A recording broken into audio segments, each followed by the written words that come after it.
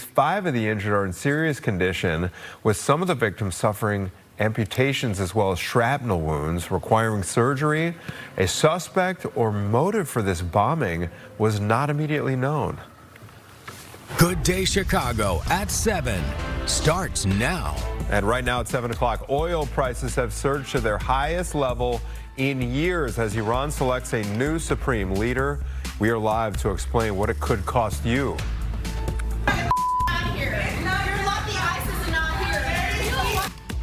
In a confrontation outside a local dance studio, it's all caught on camera and is going viral. Plus, the Homeland Security shutdown causing hours-long lines at the airport. We'll talk about what you need to know before you go.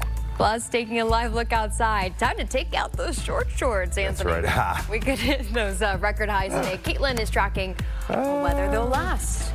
I've been known to sport a pair of shorts from time to time. Full disclosure. We know that. Caitlin, 72. Right. Yeah. So she's not even exaggerating here. No, shorts, t-shirt would be perfect. Yeah. Kiddos are going to have the best time at recess today. Of course, we can't hold on to the nice, quiet weather, though. We've got changes to talk about, and really this first half of the week is going to be busy. Right now, it's quiet. You saw that live shot. We've got mostly clear skies, 46 degrees at the lakefront, 50 in Gary and O'Hare, 45 in Aurora, 48 at Morris, 45 in Kankakee, too. Temperatures are going to be climbing very fast today. By lunchtime, we're in the 60s, and then, as mentioned, highs are going to be in the low 70s, but we are going to have the potential for a few gusts out there throughout the day. Right now, we're seeing gusts at 28 miles per hour at Midway, 24 at O'Hare. The rest of us, we're doing A-okay, around 10 to 15 miles per hour at times for most. Our day planner, though, has temperatures reaching around 70 degrees by 2. Just to give you some perspective here, yesterday we were in the low 60s and it was wonderful, but we're tacking on 10 more degrees today. Now tomorrow we have the chance for strong to severe thunderstorms, and we're going to start off even with some fog in the morning. We'll time out how the storms are going to move through, what time, and as far as the threats go, what we expect. But first, checking in with Anthony at 7:02 on our traffic. Okay, here's a live look over the Dan Ryan Expressway. Looks like it's running fairly smoothly this morning as we take a look at our travel times. From the airport, the big airport on the Kennedy downtown, you're at 41 minutes. And exact same drive time on the Eisenhower from Route 390 to downtown, 41. 37 minutes on the inbound Stevenson from I-355 to DuSable Lakeshore Drive. And once again, that Dan Ryan drive time is 26 minutes inbound from 95th to downtown. Metra is running smoothly, although heads up, there's a new schedule in place on the North Central service line, so be aware of those changes. 7:02 this morning, Iran has a new supreme leader. Yes, his name is Mojtaba Khamenei. He is the 56-year-old son of Iran's last supreme leader who was killed in an Israeli airstrike. So this father-to-son succession is a clear stance by the Islamic Republic that they are not backing down to the United States or to Israel. In an interview last week, President Trump called Khamenei a lightweight, saying that he would not support someone who continued policies of the past.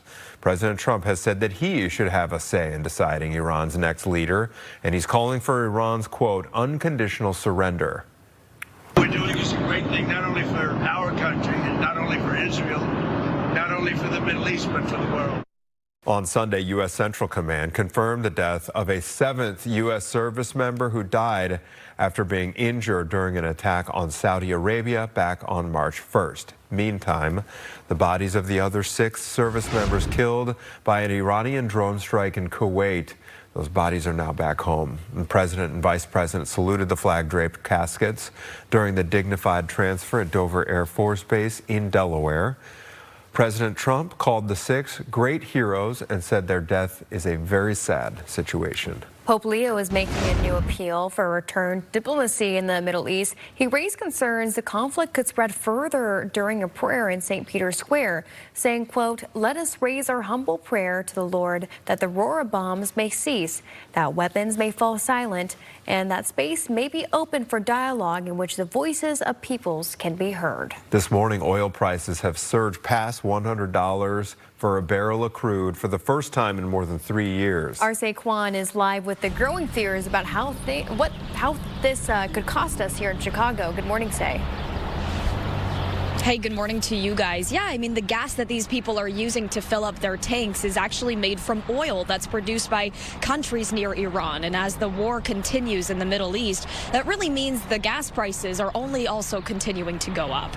Now, when there's a war, we know that oil fields and storage sites can be attacked, which we already saw happen with attacks to several Iranian fuel sites. With that being said, tanker ships also limit traveling during this time because it is so dangerous. Iran has also closed the Strait of Hormuz, which is where about 20% of the world's oil passes through. It actually makes it one of the busiest and most significant shipping routes in the world. Therefore, any disruption to traffic through there can have some really big impacts to oil shipments. Right now, the spike in gas prices here in the U.S. really all comes down to supply and demand, right? So when supply goes down but demand stays the same, prices go up. But given the current climate here, with war making it harder to produce and ship oil right now, that means the world gets less oil overall, which also means the gasoline you use to fill up your tank becomes more expensive. People here across the country, including here at home, have really been feeling that strain as they fill up the tank.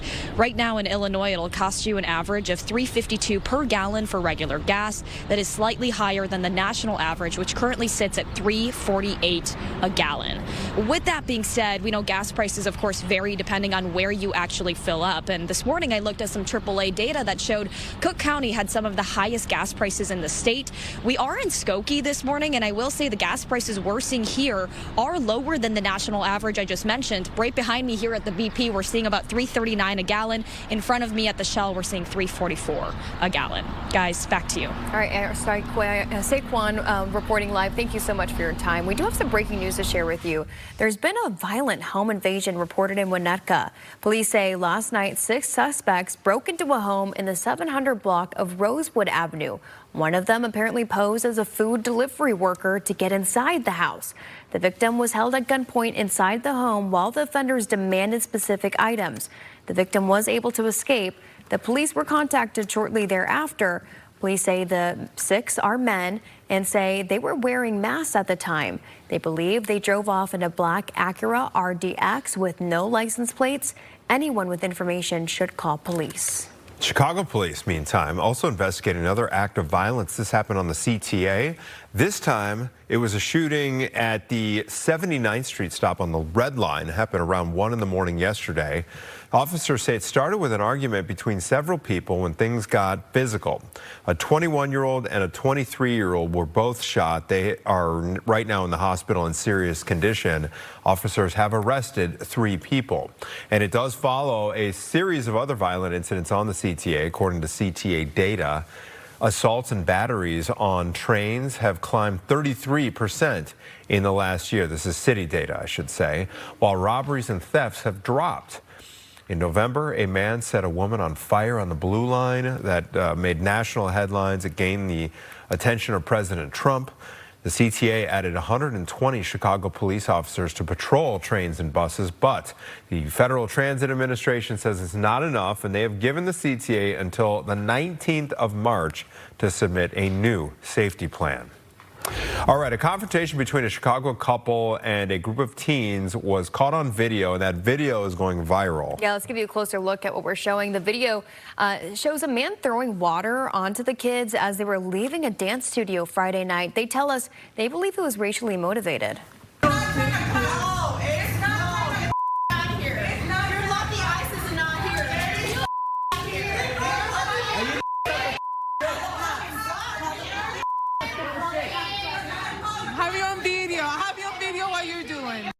The kids were leaving Ballet Folklorico de Chicago Friday night at 10 p.m.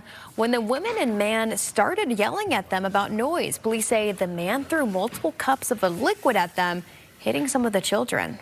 No one answered the door of that apartment when we had knocked. Chicago police say they are investigating. 7:09, taking a live look outside. Time for another check of your forecast with Caitlin standing by. Look at that view. Oh, it's gorgeous. Can I say, like, that's a framer, and I'm not being dramatic. It is going to be a really nice day. It's a really nice live look we have north of the city. Yeah, we were talking too about afternoon temperatures being the perfect temperature, low 70s, 72, 73 degrees, sunny skies, quiet weather today. Maybe a gust at 25 to 30 miles per hour throughout Chicagoland. But outside of that, it is going to be a really good day to be outside. Tomorrow is the day that you have to be weather aware because we have the chance for strong to severe thunderstorms on your Tuesday evening into Tuesday night.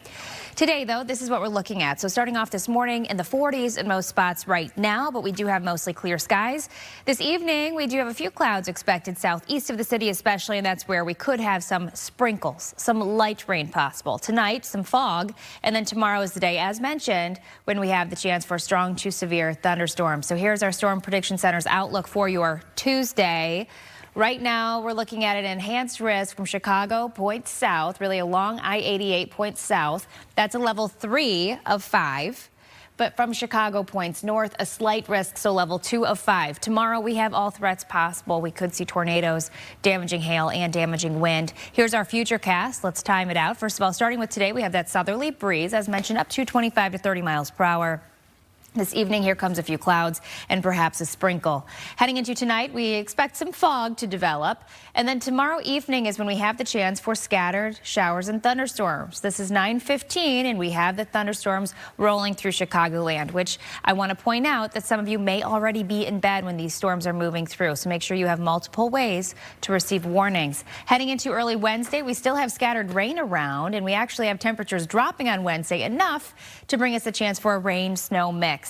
Thursday, sunny skies finally back to 46 degrees, 48 on Friday. And then this weekend, the chance for mixed precipitation, including snow, is back with highs in the upper 40s. Back to you. Okay, Caitlin, thank you very much. Still ahead for us, a political science expert will join us to talk about Iran's new supreme leader and how he could reshape the war and the future of the Middle East. That's when we come back.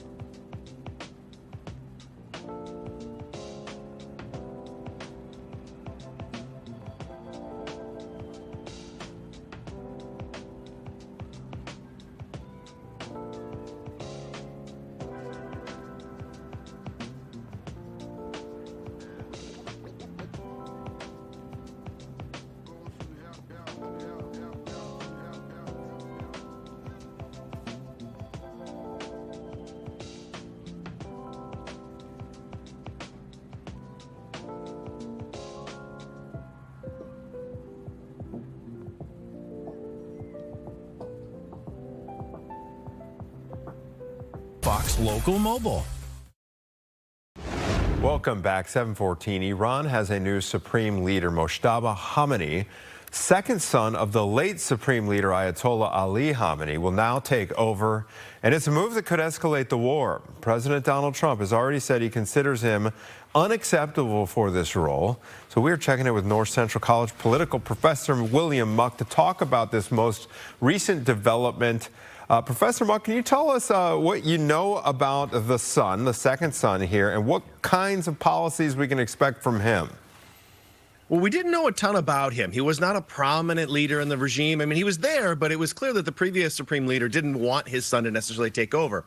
But what we know is that he's a hardliner. He is the closest to the Republican Guard. So as we think about, the military in Iran, that is what we really want to be focusing on. The idea of regime change so much depends on where is the military? Where is the Republican Guard? And the Republican Guard likes him very much. So this suggests that we're not going to see a dramatic shift out of Iran. This is going to be a continued hardline approach with a goal of making things as difficult as possible for the United States. So this is not one where there's likely to be negotiations the next couple days. Got it. Because President Trump's on record saying that he should have a say in who takes over. This does not correlate with his wishes, correct? Correct, right? I think what we're seeing is this is escalating the tension. And we're starting to get a sense over the last couple of days how Iran is going to approach this. And it's pretty clear they want to make this as politically painful and as economically painful as possible for the president. And this choice suggests that they are going to hunker down. They think they can outlast the president. So I think we're starting to see where both sides are on in the conflict. All right, speaking of economic difficulties here, oil prices, a barrel of crude is now above $100 for the first time in years. So what does this mean for the short term here? Well, if you're the president, you have to think about both the military side of things, but also the political side of things. And today is going to be a really, really difficult day for the administration and the president in particular because of the political side of things. Like the news all day is going to be economics, and the president campaigned on the cost of things, right? Bringing the costs down.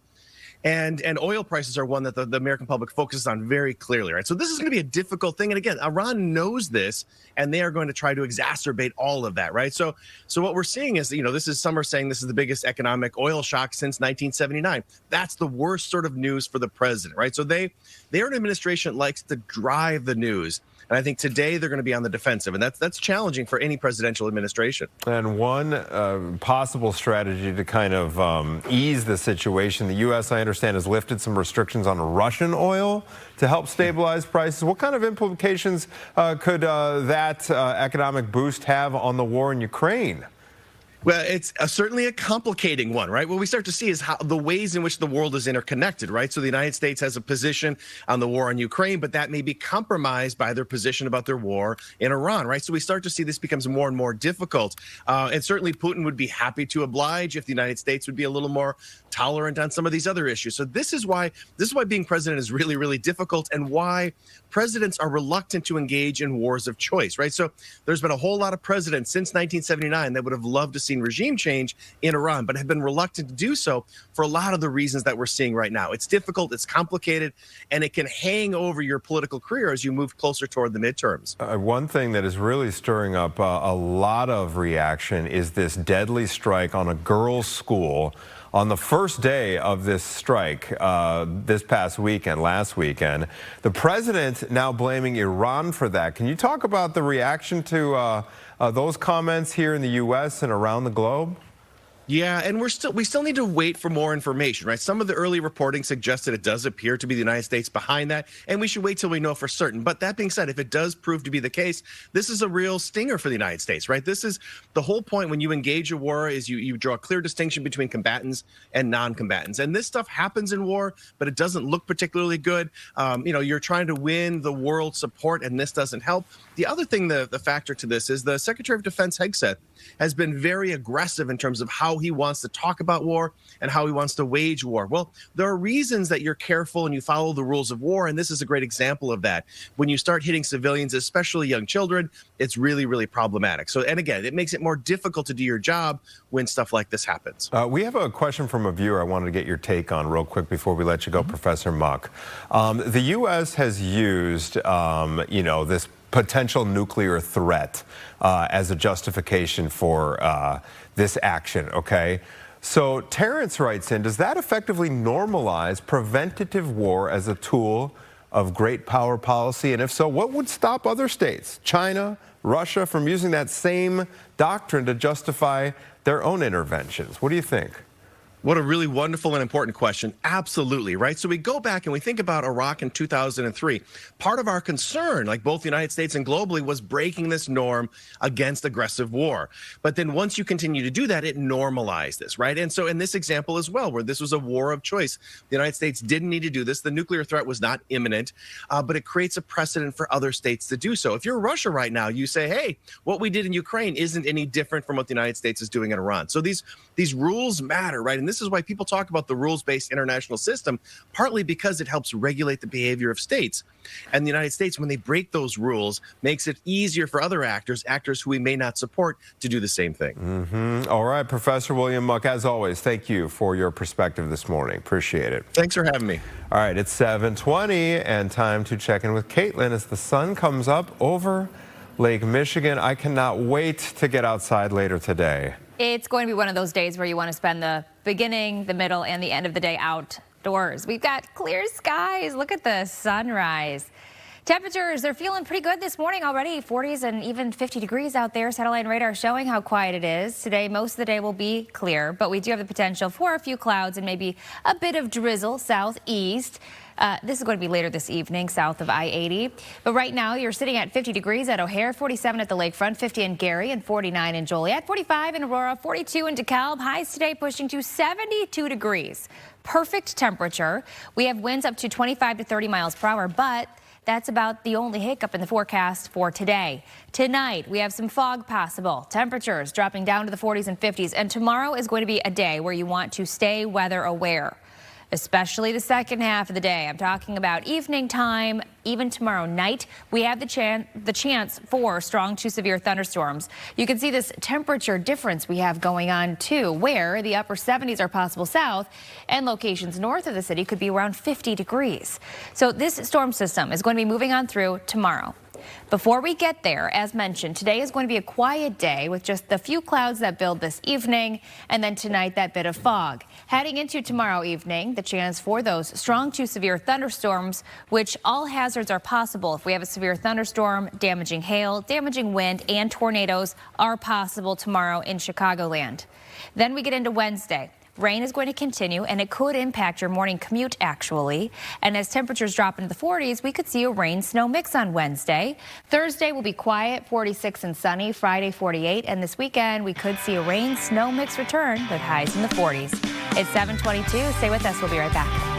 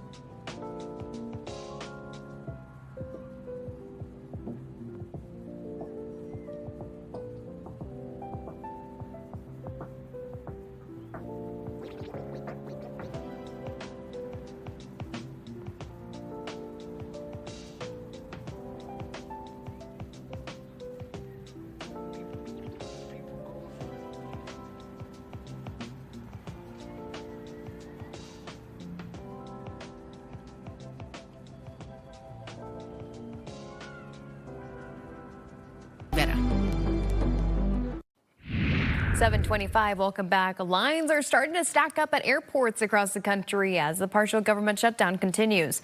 The TSA says lines at Houston's airport stretched for more than 3 hours on Sunday. Long lines were also reported at New Orleans International Airport. All of this coming right as spring break travel kicks off. When we walked in, we saw the giant Southwest line and then realized that I guess there was a TSA staffing shortage, and we realized that we were going to miss our 2:40 flights.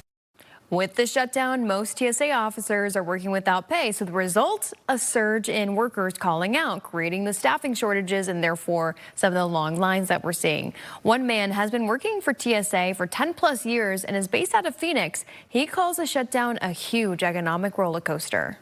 Houston, Atlanta passengers, how many delays is it? How many flight attendants are being impacted by this because of their flights either being delayed or being canceled out? That means they're not getting paid. If you're not sitting behind the controls as a pilot, you're not getting the paycheck.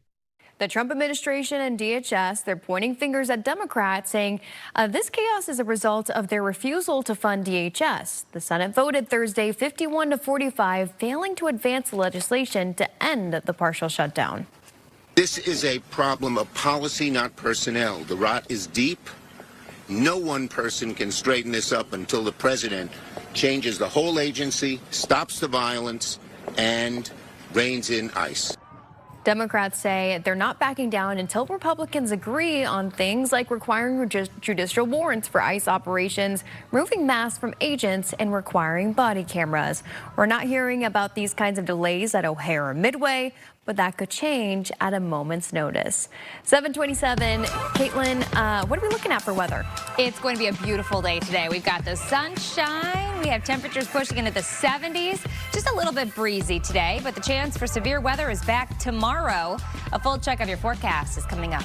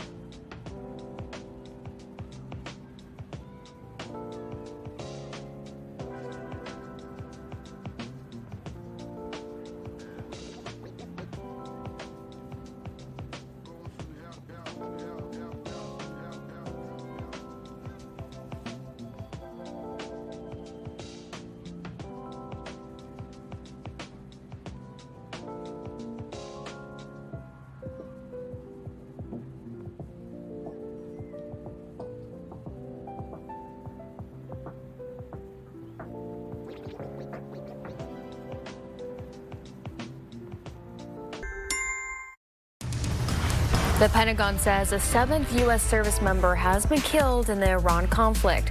The person has not been named. The Pentagon says the service member was wounded in Saudi Arabia on March 1st. They died from their injuries on Saturday. The New York Times says 9 other service members have been seriously wounded. The president attended the return of the 6 other fallen service members over the weekend. Oil has surged to more than $100 per barrel in trading today. This is the most that crude has cost in 4 years, and it could have its biggest one-day jump in prices since COVID. Global markets have been plunging as a result. Iran says it has named the son of its former supreme leader as its new one. Mojtaba Khamenei is considered to be a hardline cleric. However, no one knows much about him. He is not even well known in Iran, though he was considered the favorite of the Iranian Revolutionary Guard. Police have been on the scene of a rollover crash in Marquette Park this morning. 4 ambulances have been called as we take an aerial view over the scene there. There has not been any confirmed information about injuries. We will keep you posted as soon as we learn more. Other news, an argument led to a shooting on a CTA platform here. 79th Street Red Line stop is where it happened just before 1 yesterday morning. Police say several people got into an argument which turned physical. A 21-year-old and a 23-year-old man were shot. They ended up in the hospital in serious condition. Police have taken 3 people into custody and have recovered 2 guns. A man accused of killing a bar owner in Momence is expected in court today. Julius Burks Jr. is accused of killing Courtney Drysdale inside the Lion Bar last month. Police say he was seen on surveillance video demanding money from Drysdale.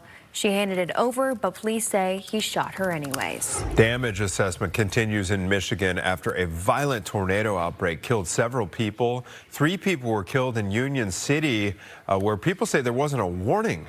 The National Weather Service is now looking into whether this tornado was an EF3 as reported, or if it'll be upgraded to an EF4.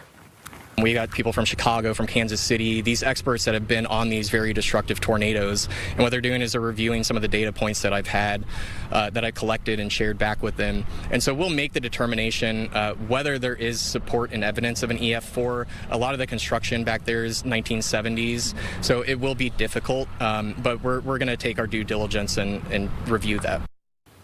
A 4th person was killed in Edwardsboro, and 2 people were killed in Oklahoma by tornadoes. It really was kind of widespread.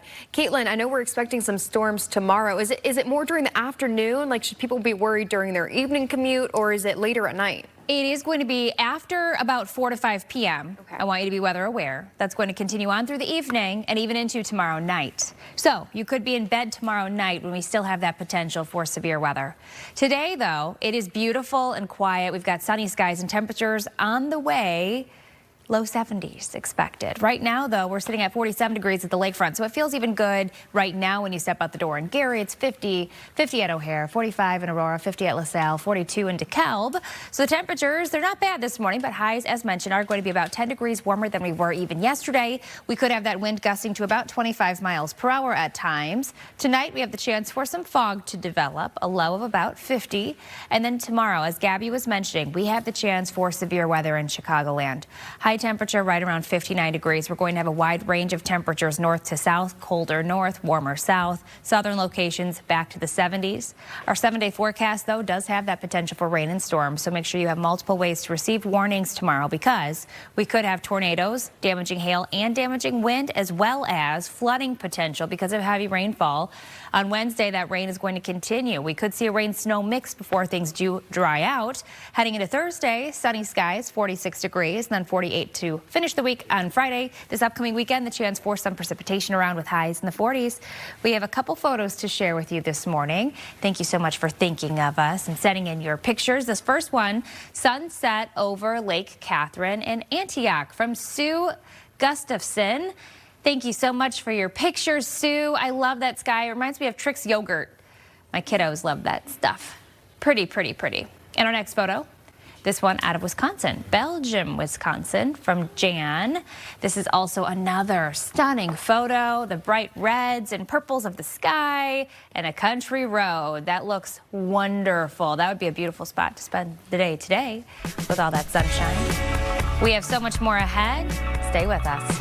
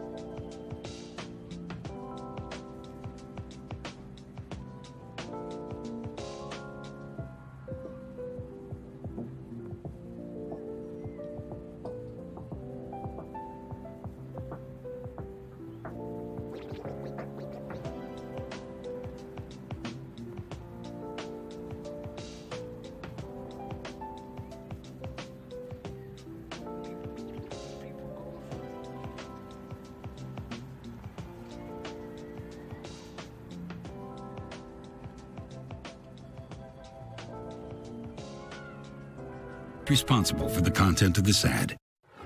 Welcome back. 7:38. We're learning when the Obama Presidential Center will open in Jackson Park. Grand opening celebrations are scheduled to take place during Juneteenth weekend. That's between June 18th and June 21st. The center will officially open to the public on the 19th. It will house a museum, playground, spaces for public programming, public art, and of course, a branch of the Chicago Public Library. City officials said the center is expected to draw 700,000 visitors every year and create more than 5,000 jobs. But as we've been reporting, it has also faced lawsuits and delays. Moving on to some national news, Iran has a new leader this morning. Oil prices are surging, and there is a 7th U.S. death for servicemen. Rebecca Castor is live with us this morning. Rebecca, let's start with Iran's new leader. How much do we know about him, and what do we expect from his leadership? Well, over the weekend, the special counsel announced 56-year-old Mojtaba Khamenei will be their new supreme leader. And if his last name sounds familiar, it's because he's the second oldest son of the late Ayatollah Ali Khamenei, who was killed in an Israeli airstrike last weekend. So for the most part, the father and son duo, their positions are mostly the same. And that is why President Trump says that Mojtaba's appointment is completely unacceptable. And it's going to make further negotiations between Iran and the U.S. nearly impossible here. Rebecca, last week Iran said it wouldn't attack neighboring Gulf countries, but now we've seen drones and missiles continue to hit countries like Saudi Arabia, the UAE, and Bahrain. What are Iranian officials saying about these strikes? Yeah, so the remaining Iranian leaders are trying to make nice with these Gulf countries. They've apologized and insist they're not attacking their neighbors. They say they're only targeting U.S. military bases and other U.S. assets in these countries. However, we know civilian targets have been hit. Just yesterday, 2 people in Saudi Arabia were killed when a projectile fell in a residential neighborhood. So we know behind the scenes there are some conversations between officials in Saudi Arabia, UAE, and Qatar about striking back. That is yet to materialize. For now, they are staying out of it and just focusing on defensive measures. Rebecca, now lastly, Ukraine has offered some assistance to the U.S. and Israel, and this is despite being in its own war with Russia, remember. What type of support is Ukraine offering? Yeah, so Ukrainian officials are reportedly in talks with the U.S. and other Gulf countries about sending their counter-attacking drones and some of their drone experts to the region to assist in defending U.S. military bases and other assets in the Middle East. So this would be an interesting development. Of course, this is something they have a lot of experience with regarding their ongoing war with Russia. But the Russians are also not sitting this one out. We learned over the weekend from a senior U.S. official that Russia is also providing intelligence to Iran right now regarding the movements of U.S. troops, military warships, and other assets in the Middle East. So seems like both countries are getting involved here. All right, Rebecca Castor live from Washington, D.C. Thank you for your time. A lot of developments over the weekend. 7:42, here's a look at what's coming up on Good Day Chicago at 8 and 9. Gen Z's view on marriage at 9:40. Interesting. We'll keep it right here.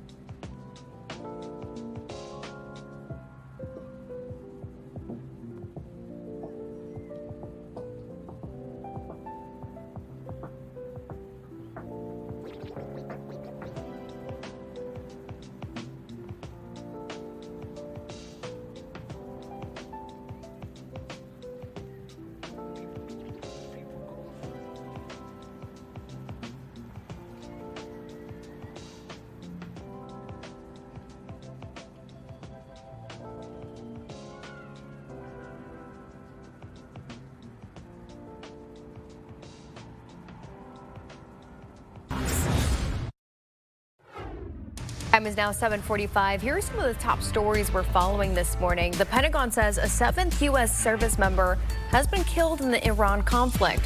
The person has not been named. The Pentagon says the service member was wounded in Saudi Arabia on March 1st. They died from their injuries on Saturday. The New York Times says 9 other service members have been seriously wounded. The president attended the return of the 6 other fallen service members over the weekend. Oil has surged to more than $100 a barrel for crude in trading today. This is the most it's cost in 4 years, and it could have its biggest one-day jump in prices since the COVID era. Global markets have been plunging as a result. Iran says it has named the son of its former supreme leader as its new one. Mojtaba Khamenei is considered to be a hardline cleric. However, no one knows much about him. He is not even very well known in Iran, though he was considered the favorite of the Iranian Revolutionary Guard. Artificial intelligence is being blamed for what are called invisible layoffs. The CEO of the company Red Balloon says AI technology played a role in the loss of 92,000 jobs last month. He claims artificial intelligence algorithms delete qualified American workers from the applicant pool. Since most human resource departments turn to AI for applicant screening, it reduces an applicant's ability to sell themselves to employers. There's a lot of people worried about jobs today. The jobs report for last month showed the overall unemployment rate jumped to 4.4%. Some analysts are blaming the losses on economic uncertainty surrounding the Trump administration's tariff agenda, with the Supreme Court ruling most of them illegal after this month. Earlier this month, they also cite the ongoing partial government shutdown. It's not what was expected, so it's disappointing to see that. I would say these numbers, as we know, bounce around a lot. You can't just look at any one month and decide, what's going to happen or what is happening. We had a great report last month, for example. The Federal Reserve meets later this month, and it will decide whether to continue its pause on rate cuts. The Justice Department has released a new batch of files on convicted sex offender Jeffrey Epstein, and they are related to President Trump. The documents include FBI interviews from 2019 with a woman from South Carolina who claims she was sexually assaulted by Trump in the 1980s when she was in her early teens. The FBI says when investigators tried to ask more questions, the woman stopped talking, cut off contact. The White House says allegations are baseless. The DOJ says the records were previously withheld by mistake because the files were incorrectly coded. You are probably feeling the effects of daylight saving time this morning. Clocks jumped ahead 1 hour over the weekend. Hopefully you remembered. Health officials say the time change is bad for everyone, but it is really bad for teenagers. New research shows many teens are already running on too little sleep. Doctors say the time change can trigger what they call social jet lag. That is when your body's inner clock becomes misaligned with the environment. A study in the Journal of the American Medical Association, JAMA, found more than 75% of high school students get less than 7 hours of sleep a night, and 25% say they get 5 hours. Teens are hardwired to be night owls. So it's hard for them in general, biologically, to go to sleep before 11 p.m. Compounded with that, the school start times are so early for our teenagers. Doctors say teens need between 8 and 10 hours of sleep, and adults need 7 to 9. Bad sleep has been linked to adverse health conditions, including anxiety and depression. Maybe I'm always experiencing social jet lag. I don't know. Maybe today it's just worse. So, but I'm going to use that vocab term. Sorry, I've got social jet lag today, everybody. Little SGL. Yeah, there you go. We've already made it an acronym. Okay, here's a look at your drive times. Things are really stacking up on the Eisenhower inbound as we go to break. Drive carefully. We'll be right back.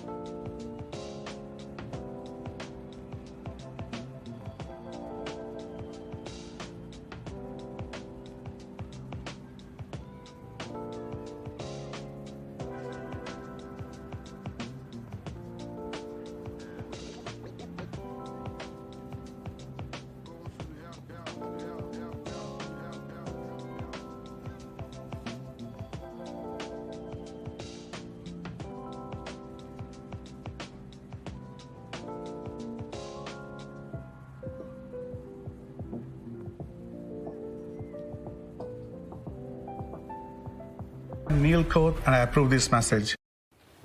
Okay, well, if you remember anything from the news this morning, remember this. Yes. Aliens may be trying to call us, but space weather is blocking the call. The SETI Institute says its research shows bad weather in space make it hard for Earth to get distant radio signals. It all makes sense. It's like an AM radio signal during a thunderstorm. That's what they compare it to. This is like when lightning causes the signal to break up, except when you consider space signals come from billions and trillions miles away, it's much harder to get them. SETI thinks aliens may be trying to give us a call, but it says it has to change how it searches for cosmic radio messages. All right, some sad news here. Actress Jennifer Runyon, who was a Chicago native, has passed away. She played the college student, there she is right there, that Bill Murray was flirting with during his ESP test in Ghostbusters.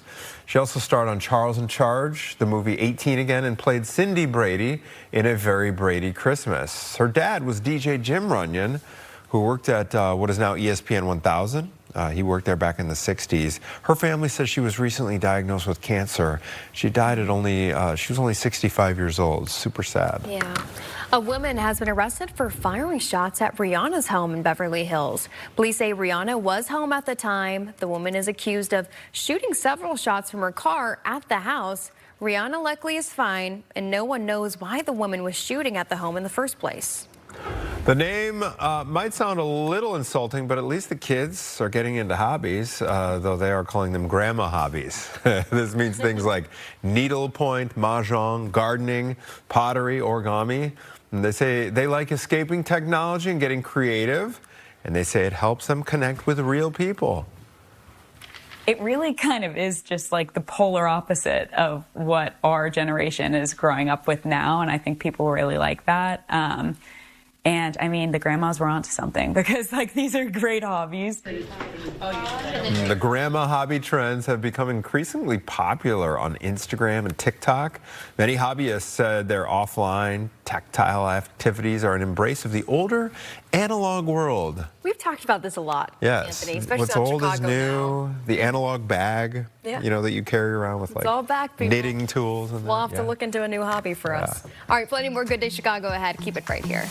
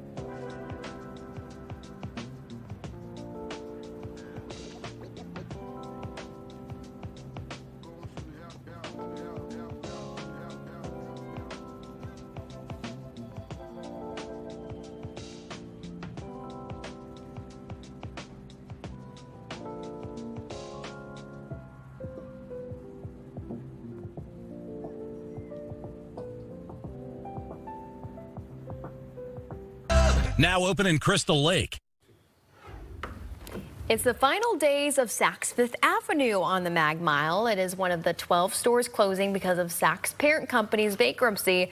Saks Global is also closing some Neiman Marcus stores, but the one on Michigan Avenue is luckily not one of them. All right, the news a lot worse for Eddie Bauer. All of its stores are closing. You have until Thursday to use any Eddie Bauer gift cards you have. Tried to find a buyer when it filed for bankruptcy, could not find a buyer. Eddie Bauer has actually been around for 106 years. All right, other consumer news. Nintendo suing the Trump administration over tariffs it says hurt its business. Nintendo filed a case in the U.S. Court of International Trade after the U.S. Supreme Court struck down the policy last month as unconstitutional. Nintendo says the tariffs forced it to raise prices on some accessories and caused irreparable harm. You might even remember Nintendo had to pause pre-orders for the Switch 2 last year while it tried to figure out costs. Nintendo wants all the import fees it paid to be refunded. All right, you can rock out this week as long as you have some rock star kind of money. Big rock items are going up for auction, like Kurt Cobain's guitar from the Smells Like Teen Spirit video. Jerry Garcia's Tiger guitar and Ringo's drum kit he used when the Beatles were still together. Everything belonged to the late owner of the Indianapolis Colts. Bidding starts on Thursday and everything is on display at the moment. The great thing about this collection is it has these touchstones for really every generation. And then we also have John Lennon's piano. So again, lots of different instruments. All the Beatles are represented.